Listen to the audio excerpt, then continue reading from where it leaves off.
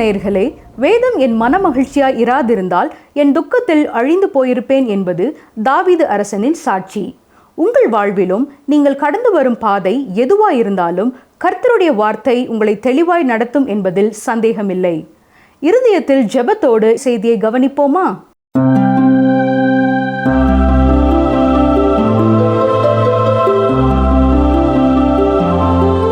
அன்பர்களே, இந்த நிகழ்ச்சிக்கும் உங்களை அன்போடு வரவேற்கிறோம்.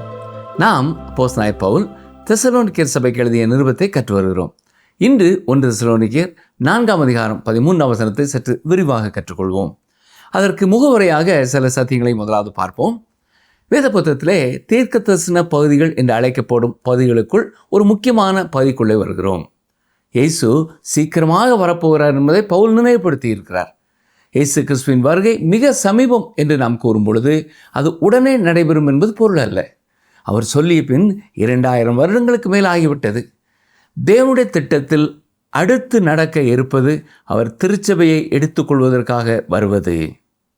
வேகமாக செல்லும் ரயிலிலோ ஆகாய விமானத்திலோ நாம் பிரயாணம் செய்யும் பொழுது அடுத்ததாக அது நிற்கப் போகும் ஊர் அறிவிக்கப்படுகிறது. இந்த அறிவிப்பு கொடுக்கப்பட்ட உடனேயே எல்லாரும் பெட்டி படுக்கை எடுத்துக்கொண்டு வாசலறையை போய் நிற்பதில்லை. 2 மணி நேரங்கள் கழித்தோ அல்லது 4 மணி நேரங்கள் கழித்தோ கூட அந்த இடத்தை சென்றடையலாம். அதே போலத்தான் இயேசு சீக்கிரம் வரப்போகிறார் என்றால் தேவனுடைய திட்டத்தின்படி அடுத்து நடக்கப் போகிற மிக முக்கியமான நிகழ்ச்சி அவருடைய இரகசிய வருகை. அடுத்த ஊரில் ரயிலோ ஆகாய விமானமோ போய் நிற்பதற்கும் இயேசு கிறிஸ்துவின் வருகைக்கும் ஒரு வித்தியாசம் இருக்கிறது. ரயிலோ விமானமோ இத்தனை மணி நேரத்தில் இந்த குறிப்பிட்ட இடத்தில் போய் நிற்கும் என்று நாம் கூற முடியும். ஆனால் இயேசுவின் வருகை இந்த நேரத்தில் இருக்கும் என்பதை யாரும் கூற முடியாது. அடுத்து 5 மணி நேரத்திற்குள்ளும் அவர் வரலாம். அடுத்த 500 ஆண்டு தாண்டியும் அவர் வரலாம். நாம் அறிந்திருக்கும் ஒரு உண்மை, இயேசுவின் வருகை நிச்சயமாக அடுத்து இடம்பெறப் போகிற உலகளவிலான ஒரு முக்கியமான நிகழ்ச்சி. மட்டுமல்ல, பவுல் அப்போஸ்தலன் சொல்லும் பொழுது தங்கள் காலத்தில் கூட இயேசு மீண்டும் திரும்ப வர முடியும் என்பதை மக்களுக்கு உணர்த்தினார். இதற்காகத்தான் 1 தெசலோனிக்கேயர் 4ஆம் அதிகாரம் 15ஆம் வசனத்தில் இவ்வாறு சொல்லியிருக்கிறார். கர்த்தருடைய வார்த்தையை முன்னிட்டு நாங்கள் உங்களுக்கு சொல்லுகிறதாவது, கர்த்தருடைய வருகை மட்டும் உயிரோடு இருக்கும் நாம் நித்திரை அடைந்தவர்களுக்கு முந்திக் கொள்வதில்லை. இயேசு அவர்களது வாழ்நாளிலேயே வருவார் என்று கூட உறுதிப்பட சொல்லவில்லை. வரக்கூடும் என்பதைத்தான் அவர் அறிவித்தார்.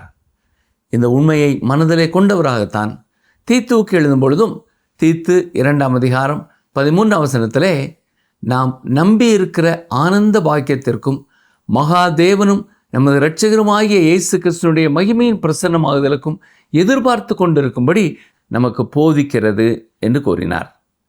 இயேசு சீக்கிரம் வரப்போகிறார் என்பதை குறித்து தனது கருத்தை வயதான காலத்தில் பவுல் மாற்றிக்கொண்டார் என்று குறை கூறுகிறவர்கள் உண்டு.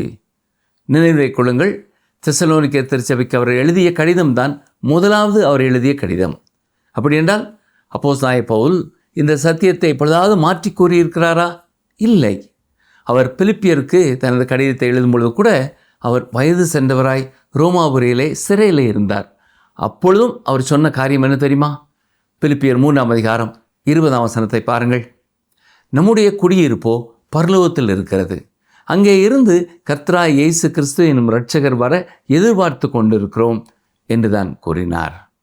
இயேசு கிறிஸ்துனுடைய இந்த வருகை திருச்சபைக்காக, திருச்சபையை எடுத்துக்கொள்வதற்காக அவர் வரும் வருகை என்பதை பவுல் தெளிவுபட கூறினார். இன்று சிலர் இயேசுவின் இரகசிய வருகை என்று எதுவுமே வேதத்தில் குறிப்பிடப்படவில்லை என்பார்கள். ஆனால் பிரியமானவர்களே, இந்த அதிகாரத்தின் 17ஆவது வசனத்திலே இந்த சத்தியத்தை நாம் தெளிவாய் பார்க்கலாம். கவனிங்கள், வாசிக்கிறேன்.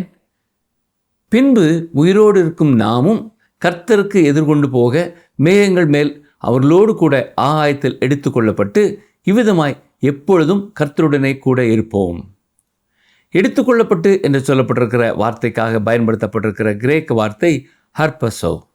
இதன் பொருள் அவசரமாக பிடித்தல் அல்லது இழுக்கப்படுதல் அல்லது தூக்குதல் அல்லது இடம்பெயர்தல். இங்கு வேதாமம் கூறும் சத்தியம் என்னவென்றால், உயிரோடு இருக்கும் விசுவாசிகளாகிய நாமும் மேகங்கள் மேல் எடுத்துக்கொள்ளப்பட்டு ஆகாயத்திலே கர்த்தரை சந்திப்போம். இதுதான் இயேசுவின் இரகசிய வருகை. இது திடீரென்று நடைபெறப் போகிற ஒரு காரியம். தேவனுடைய திட்டத்தின்படி அடுத்ததாக நடைபெறப் போகிற ஒரு காரியம். அது மட்டுமல்ல, இந்த பகுதி குறிப்பாக இரகசிய வருகை குறித்து சொல்லவில்லை. அப்போஸ்தலனாகிய பவுல் தெசலோனிக்க சபை மக்களிலே சிலருக்கு இருந்த சந்தேகத்திற்கான பதிலை கொடுக்கிறார். அவர்களுக்கு இருந்த சந்தேகம் என்ன? இயேசுவின் இரகசிய வருகை இப்பொழுது வரும் என்றால் இதற்கு முன் மரித்து போன விசுவாசிகளுடைய நிலைமை என்ன? இதுதான் அவர்கள் கேள்வி. இந்த குறிப்பிட்ட கேள்வி ஏன் தெசலோனிக்க மக்களுக்கு இத்தனை முக்கியமானதாக இருந்தது என்பதை நாம் புரிந்து கொள்ள வேண்டும். அதற்கு நாம் இந்த நிருபத்தின் பின்னணியத்தை சற்றே கவனமாக அறிந்து கொள்ள வேண்டும். அப்போஸ்தலனாகிய பவுல் தனது 2வது ஊழிய பிரயாணத்தில் தான் தெசலோனிக்க பட்டணம் சென்றார். 3 ஓய்வு நாட்களுக்கும் குறைவாகவே அவர் அங்கே தங்கியிருந்தார். இதை அப்போஸ்தலர் 17ஆம் அதிகாரத்திலே நாம் படிக்கலாம். எனவே 1 மாதத்திற்கும் குறைவாகத்தான் பவுல் அங்கே தங்கி ஊழியம் செய்திருக்கிறார். அந்த குறுகிய காலத்திலே மிக உன்னதமான பணியை அவர் நிறைவேற்றியிருக்கிறார். சுசேஷத்தை பிரசங்கித்தார், மக்களை மனம் திரும்ப செய்தார், அவர்களுக்காக ஒரு திருச்சபையை ஸ்தாபித்தார். மட்டுமல்ல, அந்த புதிய விசுவாசிகளுக்கு உன்னதமான கிறிஸ்தவ விசுவாசத்தின் முக்கியமான சத்தியங்கள் எல்லாவற்றையும் போதித்தார். இயேசுவின் இரகசிய வருகை குறித்தும் அவர் கற்றுக் கொடுத்தார். இன்றும் சில சபைகளிலே புதிய விசுவாசிகளுக்கு கிறிஸ்துவின் வருகை குறித்தெல்லாம் கூறுகிறதில்லை.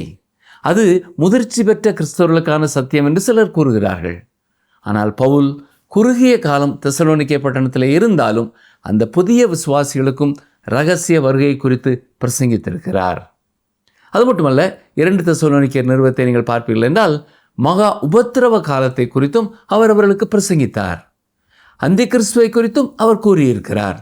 எனவே இயேசுவின் இரகசிய வருகை குறித்தோ அந்தி கிறிஸ்துவை குறித்தோ புதிய விசுவாசிகளுக்கு கற்றுக் கொடுக்க கூடாது என்று கூறுவது தவறான போதனையாகும். பவுல் தெசலோனிக்கே சபை மக்களுக்கு செய்தி அளித்த பொழுது இயேசு கிறிஸ்துடைய இரகசிய வருகை எந்த நேரத்திலும் இருக்கும், அதுதான் அடுத்து நடைபெறப் போகிற தேவனுடைய உலகளவிலான திட்டம் என்று கூறினார். பின்னர் அவர் பெரேயா சென்று அங்கே ஒரு திருச்சபையை நிறுவி சில காலம் அங்கே தங்கியிருந்தார். அதற்கு பின் அவர் கப்பல் ஏறி அத்தேனை பட்டணத்துக்கு சென்று விட்டார். அத்தேனை பட்டணத்திலே அவர் எவ்வளவு காலம் இருந்தார் என்பது நமக்கு தெரியவில்லை. தீமோத்தேயுவும் சீலாவும் தெசலோனிக்கே சபை மக்களை குறித்த செய்தியை கொண்டு வருவதற்காக காத்திருந்தார். அவர்கள் அங்கே வரவில்லை. எனவே அவர் கொரிந்து பட்டணத்துக்கு சென்றார். கொரிந்து பட்டணத்திலே அவர் சில காலம் தங்கியிருந்த பொழுது தீமோத்தேயும் சீலாவும் அங்கே வந்து சேர்ந்தார்கள். அப்பொழுது தெசலோனிக்கே சபை மக்கள் கேட்ட கேள்விகளோடு பவுல் அப்போஸ்தலனிடத்தில் அவர்கள் வந்தார்கள். எனவே பவுல் அவர்களுக்கு 1 தெசலோனிக்கேயர் நிருபத்தை எழுதி அவர்களை உற்சாகப்படுத்தி இயேசுவின் இரகசிய வருகை குறித்து அவர்கள் எழுப்பிய கேள்விகளுக்கு பதிலையும் கொடுத்தார். பவுல் அவர்களை விட்டு சென்ற பின் சில விசுவாசிகள் மரித்து போயிருந்தார்கள். அந்த விசுவாசிகளை குறித்து ஜீவனோடு இருந்த விசுவாசிகளுக்கு கேள்விக்குறி எழும்பியது. இயேசு திருச்சபையை எடுத்துக்கொள்ளும்படியாக நடுவானிலே வரும்பொழுது மரித்து போனவர்கள் விட்டுவிடப்படுவார்களோ என்று பயந்தார்கள். இந்த கேள்விக்கான பதிலைத்தான் பவுல் எழுதினார். பவுல் தெசலோனிக்கேயருக்கு ஏற்கனவே இயேசு கிறிஸ்துவின் இரகசிய வருகையை பற்றி போதித்திருந்ததினால்தான் அவர்கள் இந்த கேள்வியை கேட்டார்கள். இதே கேள்வி இன்றும் ஆயிரக்கணக்கான விசுவாசிகளுடைய உள்ளத்திலே இருக்கிறது. இயேசு கிறிஸ்து வருவார் என்று கூறினீர்கள், விசுவாசிகளாக எங்கள் முன்னோர் மரித்து போய்விட்டார்களே, அப்படி என்றால் இயேசு வரும்பொழுது அவர்கள் நிலை என்ன? எத்தனையோ கோடிக்கணக்கான விசுவாசிகள் மரித்து போய்விட்டார்கள். ஒரு சிலரே இப்பொழுது உயிரோடு இருக்கிறார்கள். அவர்கள் நிலைமை என்ன? பிரியமானவர்களே, ஆண்டவராய் இயேசு கிறிஸ்து சீக்கிரம் வரப்போகிறார். நீங்கள் இந்த நிகழ்ச்சியை கேட்டுக்கொண்டிருக்கும் பொழுது கூட அவர் வர முடியும். ஆனால் அதே நேரம் இயேசு கிறிஸ்து இந்த ஆண்டு, இந்த மாதம், இந்த தேதியிலே தான் வருவார் என்று குறிப்பிடுவது அறிவீனம். அவர் மீண்டும் இந்த உலகத்திற்கு வரப்போகும் நாளை குறித்தாவது நாளிகையை குறித்தாவது பிதாவை தவிர வேறு ஒருவருக்கும் தெரியாது என்று கூறியிருக்கிறார். 1 தெசலோனிக்கேயர் 4ஆம் அதிகாரம் 13ஆம் வசனத்தை பாருங்கள். அன்றியும் சகோதரரே, நித்திரை அடைந்தவர்களின் நிமித்தம் நீங்கள் நம்பிக்கையற்றவர்களான மற்றவர்களைப் போல துக்கித்து அறிவில்லாதிருக்க எனக்கு மனதில்லை. நீங்கள் அறிவில்லாதிருக்க எனக்கு மனதில்லை என்று கூறும் பொழுது உண்மையாகவே அவர்கள் சில காரியங்களை குறித்து அறிவில்லாதவர்களாக இருந்தார்கள் என்பது தெரிய வருகிறது. ஆனால் பவுல் அவர்களை பார்த்து உங்களுக்கு அறிவில்லை என்று மரியாதை குறைவாக சொல்லாமல் கண்ணியத்தோடு சொல்லுகிறார். சரீர பிரகாரமாய் மரித்து போனவர்களை குறித்து பவுல் இங்கே குறிப்பிட்டிருக்கிறார். மனிதனுடைய ஆத்மாவை குறித்து கூறவில்லை. ஏனென்றால் மனுஷனுடைய ஆத்மா மரிக்கிறதில்லை. சரீர மரணத்தை குறித்து சொல்லும் பொழுது நித்திரை என்று கூறப்பட்டிருக்கிறது. நித்திரை என்று சொல்லப்பட்டதற்கான காரணங்களை நாம் பார்ப்போம் என்றால், முதலாவது மரணத்துக்கும் நித்திரைக்கும் ஒரு ஒற்றுமை காணப்படுகிறது. தூங்கிக் கொண்டிருக்கிற ஒருவருடைய சரீரமும் மரித்து போன ஒருவருடைய சரீரமும் பார்ப்பதற்கு ஒன்று போலத்தான் காணப்படுகிறது. மரித்து போன சிலரை பார்த்து இவர்கள் மரித்து போனது போலவே தெரியவில்லையே, தூங்கிக் கொண்டிருப்பது போலதான் தெரிகிறது என்று கூறுவார்கள் இல்லையா? ஒரு விதத்தில் இது உண்மைதான். ஒரு விசுவாசி தூங்கிக் கொண்டுதான் இருக்கிறார். தூக்கம் அல்லது நித்திரை நிரந்தரமானது அல்ல. தூங்கிக் கொண்டிருக்கிறவர்கள் எழுந்து நடப்பார்கள், மரித்தோரும் உயிரோடு எழுந்திருப்பார்கள். இரண்டாவதாக, இங்கே நித்திரை அடைந்தவர்கள் என்று மொழிபெயர்க்கப்பட்டிருக்கிற வார்த்தைக்கு பயன்படுத்தப்பட்டிருக்கும் கிரேக்க வார்த்தை கெய்மாய் என்பதாகும். இதன் பொருள் படுத்திருப்பது. இதில் சுவாரஸ்யம் என்னவென்றால், உயிர்த்தெழுதல் என்ற வார்த்தைக்காக பயன்படுத்தப்படும் கிரேக்க வார்த்தை அனஸ்டாசிஸ். இதன் பொருள் எழுந்து நிற்பது. உயிர்த்தெழுதலில் சரீரம் மட்டும்தான் எழுந்து நிற்க முடியும். வேதத்தை பூரணமாக நம்பாத சிலர் உயிர்த்தெழும்பும் பொழுது ஆவிதான் உயிர்த்தெழும்புகிறது, சரீரம் அல்ல என்று சொல்கிறார்கள். C.S. லூயிஸ் என்பவர் அவர்களை பார்த்து, மரணத்தில் படுத்திருக்கும் பொழுது ஆவி எப்படி படுத்திருக்கிறது? உயிர்த்தெழுதலிலே ஆவி எழும்பும் பொழுது அது என்ன நிலையிலே உயிர்த்தெழும்புகிறது? ஆத்மா நித்திரையாக இருக்கிறது என்று நீங்கள் நம்புவீர்கள் என்றால் ஆத்மா எப்படி படுத்துவிட்டு எழுந்து நிற்கும் என்ற கேள்விகளை எழுப்புகிறார். எனவே நித்திரையாக இருப்பது சரீரத்தை மட்டுமே குறிக்கிறது. 2 உதாரணங்களை சொல்கிறேன், கவனியுங்கள். லூக்கா 22:45 அவர் ஜெபம் பண்ணி முடித்து எழுந்திருந்து தம்முடைய சீஷரிடத்தில் வந்து அவர்கள் தூக்கத்தினாலே நித்திரை பண்ணுகிறதை கண்டு என்று வாசிக்கிறோம். இங்கே நித்திரை என்பதற்கு பயன்படுத்தப்பட்டிருப்பதும் அதே கிரேக்க வார்த்தை தான். அடுத்ததாக அப்போஸ்தலர் நடபடியின் புஸ்தகம் 12:6 பார்க்கும் பொழுது, பேதுரு கொலை செய்யப்படும்படி காவலிலே இருந்தார். அந்த இரவிலையும் அவர் நித்திரை செய்து கொண்டிருந்தார். இங்கேயும் அதே கிரேக்க வார்த்தை தான் பயன்படுத்தப்பட்டிருக்கிறது. மூன்றாவதாக நாம் அறிந்து கொள்ள வேண்டிய ஒரு காரியம் என்னவென்றால், நம் மாம்ச சரீரம் மண்ணிலிருந்து எடுக்கப்பட்டபடினாலே அது மண்ணிற்கே திரும்புகிறது. ஆவி தன்னை தந்த தேவனிடத்திற்கு திரும்புகிறது. பழைய ஏற்பாடும் இதே சத்தியத்தை தான் நமக்கு கற்றுக் கொடுக்கிறது. பிரசங்கியின் புத்தகம் 12:7 பார்ப்பீர்கள் என்றால், இவ்விதமாய் மண்ணானது தன் முன்னிருந்த பூமிக்கு திரும்பி ஆவி தன்னை தந்த தேவனிடத்திற்கு மறுபடியும் போகாததற்கு முன்னும் என்று வாசிக்கிறோம். ஆதியாகமம் 3:19 நீ மண்ணாய் இருக்கிறாய், மண்ணுக்கு திரும்புவாய் என்று வாசிக்கிறோம். நமது சரீரம்தான் உயிர்த்தெழுதல் வரை நித்திரை செய்யும். விசுவாசியின் ஆவி தேவனிடத்தில் திரும்புகிறது. எனவே அது உயிர்ப்பிக்கப்பட வேண்டியது இல்லை. சரீரமே மரணத்தில் படுத்துக்கொள்கிறது. உயிர்த்தெழுதலில் சரீரமே எழுந்து நிற்கிறது.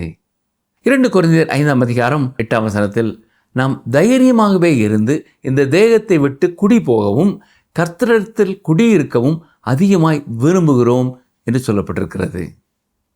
சரீரம் பலவீனமான ஒரு கூடாரம். எனவே தற்காலிகமாக மரணத்தினாலே தள்ளி வைக்கப்படுகிறது. 2 கொரிந்தியர் 5:1 என்ன சொல்கிறது? பூமிக்குரிய கூடாரமாகிய நம்முடைய வீடு அழிந்து போனாலும் தேவனால் கட்டப்பட்ட கைவேலை இல்லாத நித்திய வீடு பரலோகத்திலே நமக்கு உண்டு என்று அறிந்திருக்கிறோம். இங்கே கூடாரம் என்ற வார்த்தைக்கு பயன்படுத்தப்பட்டிருக்கிற கிரேக்க வார்த்தை ஸ்கினாஸ். இதுதான் கூடாரம் என்பது. நாம் வசிக்கும் சரீரங்கள் கூடாரங்களாய் இருக்கின்றன. பிரியமானவர்களே, நீங்கள் குடியிருக்கும் வீடு பல லட்சம் ரூபாய் அல்லது பல கோடி ரூபாய் மதிப்புள்ள ஒன்றாய் இருக்கலாம். ஆனால் உண்மையாகவே நீங்கள் குடியிருக்கும் ஒரு இடம் ஒரு சிறிய கூடாரம். வெளியே பார்ப்பதற்கு ஒவ்வொருவரும் வித்தியாசமான வீடுகளிலே குடியிருக்கிறதாக இருந்தாலும் நாம் அனைவருமே ஒரே விதமான கூடாரத்திற்குள்ளே தான் இருக்கிறோம். நம் சரீரத்திலே உள்ள எல்லா ரசாயன பொருட்களுக்கும் விலை போடுவோம் என்றால் அது 200 ரூபாய்க்குத்தான் தேரும். எந்த வினாடியிலேயும் நம் சரீரமாகிய கூடாரம் கீழே தள்ளப்பட முடியும். எத்தனை விபத்துகளை குறித்து நாம் கேள்விப்படுகிறோம். சரீரம் அப்படியே முற்றிலும் அழிந்து போய்விடுகிறது. சரி, 2 கொரிந்தியர் 5:2 பாருங்கள். ஏனெனில் இந்த கூடாரத்தில் நாம் தவித்து நம்முடைய பரம வாசஸ்தலத்தை தரித்து கொள்ள மிகவும் வாஞ்ச உள்ளவர்களாய் இருக்கிறோம். அதே அதிகாரத்திலே 4ஆம் வசனத்தை பாருங்கள். இந்த கூடாரத்தில் இருக்கிற நாம் பாரம் சுமந்து தவிக்கிறோம். இதை எப்பொழுதாவது கண்டறிந்திருக்கிறீர்களா? வயதான ஒரு ஜனாதிபதியை ஒருவர் சந்தித்து, ஐயா, நீங்கள் எப்படி இருக்கிறீர்கள் என்று கேட்டார். அதற்கு அவர், நான் நன்றாக இருக்கிறேன், ஆனால் நான் குடியிருக்கும் வீடு தான் சரி செய்ய முடியாமல் போய்கொண்டிருக்கிறது என்று கூறினாராம். ஆம் பிரியமானவர்களே, நாம் குடியிருக்கும் இந்த சரீரமாகிய கூடாரம் பலவீனமானதும் எளிதில் அழிந்து போகக்கூடியதுமாய் இருக்கிறது. நாம் இளைஞர்களாய் இருக்கும் பொழுது எவ்வளவு உயரமான கட்டிடங்களாக இருந்தாலும் சரி, 2 படிக்கட்டு 3 படிக்கட்டு என்று தாவி தாவி கடந்து சென்று விடுவோம். ஆனால் வயதாகும் பொழுது ஒவ்வொரு படிக்கட்டாக நின்று நின்று ஏறி இறங்க வேண்டியது இருக்கிறது.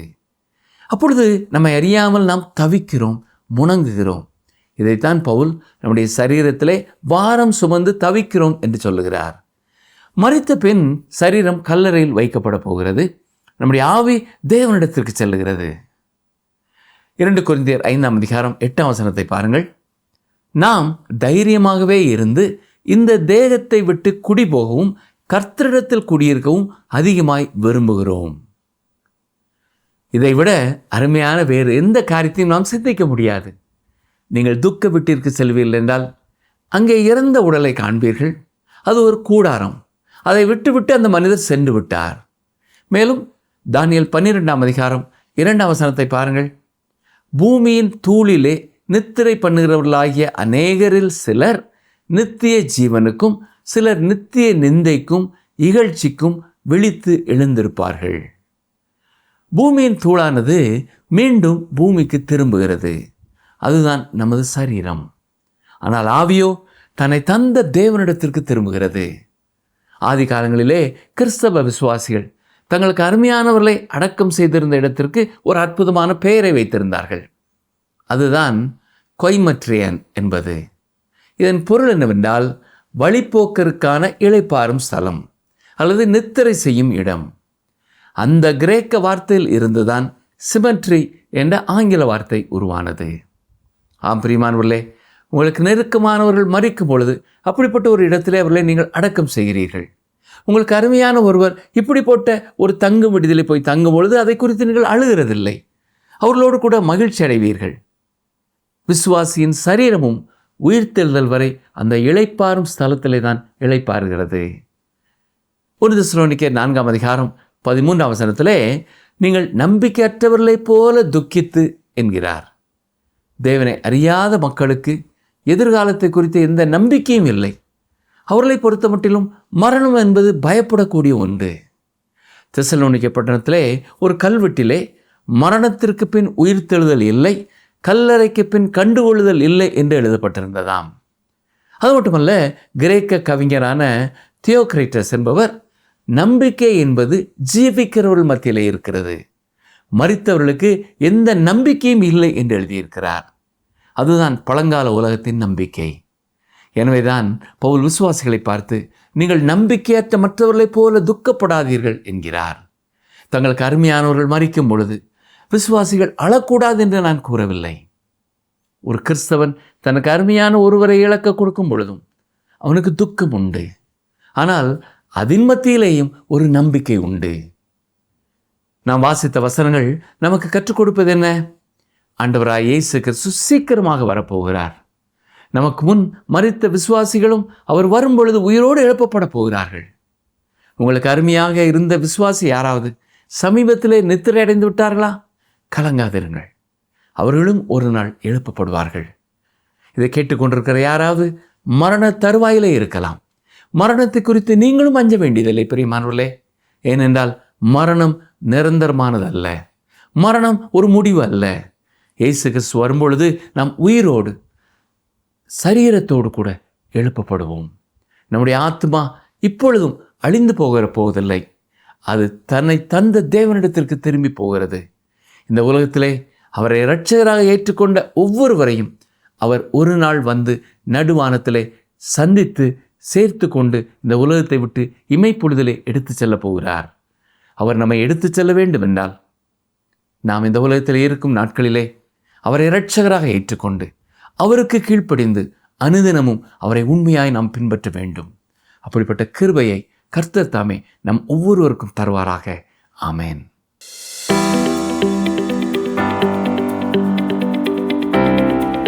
எதை குறித்து நான் உங்களுக்கு எழுத வேண்டுவதில்லை என்று பவுல் கூறுகிறார்? எதை குறித்து நான் உங்களுக்கு எழுத வேண்டுவதில்லை என்று பவுல் கூறுகிறார்? ஆப்ஷன் ஏ, சகோதர சிநேகம். ஆப்ஷன் பி, விசுவாசிகளின் ஐக்கியம். ஆப்ஷன் சி, குடும்ப ஐக்கியம். இன்றைய கேள்விக்கான சரியான பதிலை 9962032803 என்ற எண்ணிற்கு வாட்ஸ்அப் மூலம் அனுப்புங்கள்.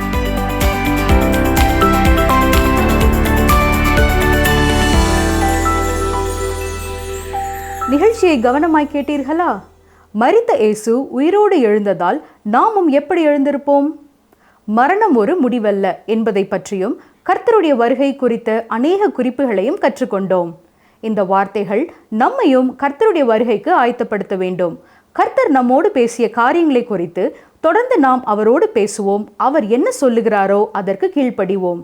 அடுத்த நிகழ்ச்சியில் சந்திக்கும் வரை கர்த்தருடைய கிருபை உங்களோடும் உங்கள் குடும்பத்தோடும் தங்கியிருப்பதாக. இந்த நிகழ்ச்சி உங்களுக்கு பிடிச்சிருக்கா? அப்ப இப்பவே மிஸ்டர் கால் கொடுங்க. பரிசு வெல்றது நீங்களாவும் இருக்கலாம்.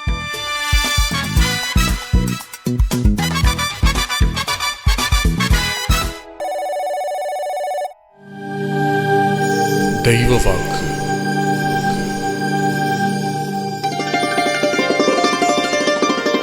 கர்த்தர் நல்லவர், இக்கட்டு நாளிலே அரணான கோட்டை, தம்மை நம்புகிறவர்களை அறிந்திருக்கிறார். நாகும் 1:7.